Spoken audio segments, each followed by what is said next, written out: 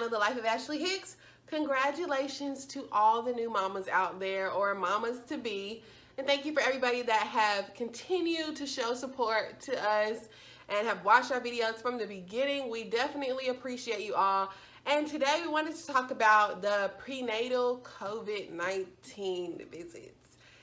Yeah, like who would have thought we would have been in a pandemic, especially some of you all that are watching, who would have thought you'd have been pregnant during a pandemic, okay? So I want to just let you know some things before you go to your OB appointment that I've encountered and you may also encounter. Again, y'all already know I got my pregnancy brain, so I have my papers right here. So don't forget anything that I'm going to say, but I just wanted to welcome you guys and thank you so much.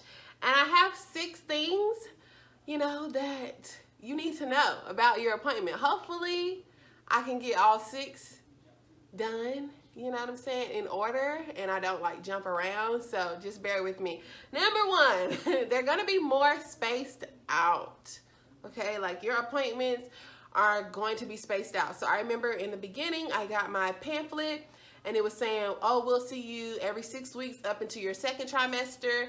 And then after your 2nd trimester, we'll see you every 4 weeks during your 2nd trimester. And then after that, once you get to your 3rd trimester, we'll see you every 2 weeks. And then after 32 or 35 weeks, we'll see you every week. And so now, because of COVID, some people are having appointments in the car, at home, all of that. But for me, my personal experience, they're more spaced out. Instead of every 4 weeks, they're every 6 weeks, okay? And again, I'll be 21 weeks on Monday. So, yeah, I'm frustrated, but it's okay. We're going to make it through.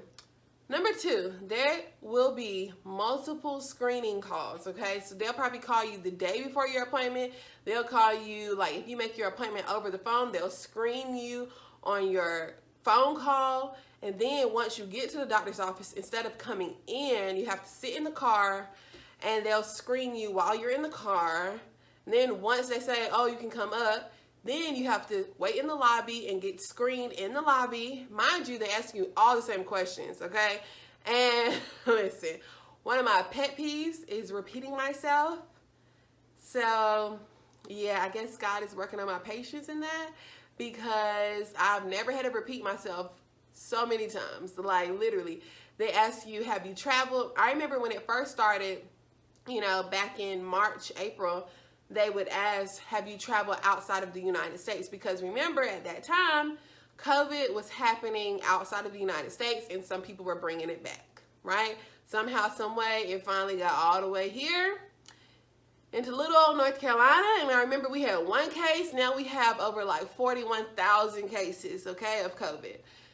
So thankfully, yeah, some of those people have recovered, but sadly, some of those people have passed away and died. So, at the doctor's office, they are super precautious, and they will ask you the exact same questions over and over and over again, and it's super annoying, but you got to deal with it. And as a pregnant woman, I have accidentally caught an attitude, with the sweet lady at the desk, because I was like, girl, they just asked me these exact same questions, but she was like, that's what we got to do. And then they'll give you a little sticker saying like, hey, you passed all of the screenings.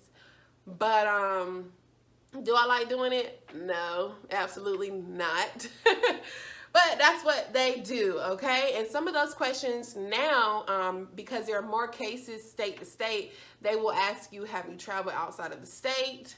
They will ask you, do you know anybody that have tested positive for COVID? Do you have any symptoms of COVID? Have you been coughing, sneezing, itchy eyes, runny nose? Do you have a fever? All of that jazz, they will ask you. And brings me to my 3rd point, okay? Some places make you actually take the test. I have not had the COVID-19 test yet. I just keep getting the screenings, but some places will actually make you take the test. So just be prepared for that and understand the other side of it. It's a wonderful, positive appointment, but yeah, that's how I feel about that test, okay? Number 4, they become super impersonal, okay? I used to hug my PA. We would shake hands, when I introduced them to my visitors. I'm like, yes, this is my doctor, yada, yada, yada. Now we can't do that. And I remember my last appointment, she like snuck a hug to me. And it just felt so good because this is an amazing time. It's a happy time, a joyous time for most. And, you know, you want to celebrate it with people. And so just understand that your appointments may be a little impersonal. You may feel uncomfortable having a mask on. They have masks on. The people in the office have masks on. Everybody looking at you like you have some sort of disease. And that's okay because they just want to make sure that you are safe, okay? And other people are safe, including themselves. Number 5, okay? You may have a longer wait and a rushed appointment. So you may be sitting there like 30, 40 minutes waiting for your doctor to come. And then once your doctor comes, it's like the quickest appointment ever. And you're like, so I waited all this time for this? You could have told me this over the phone, right? You know, so just understand that that might happen because they have less doctors on duty or less PAs on duty or midwives or whatever. So there is a little bit of like backlogging that they're doing. So just be mindful of that. And they're just being extra clean. So it's going to take them a little bit longer to get to you. So pee in a cup and go sit down and relax a little bit because you're just going to have to wait. You have no choice. And number 6, look at y'all. I am staying on track. Y'all have helped me stay on track. Number 6, you may or may not be able to bring a visitor. So when I received my, you know, screenings and everything like that, they were saying, oh, you know, don't bring a visitor. But if you do, they have to be over the age of 12. So make sure the people that you bring with you are over the age of 12 and you can only bring one person.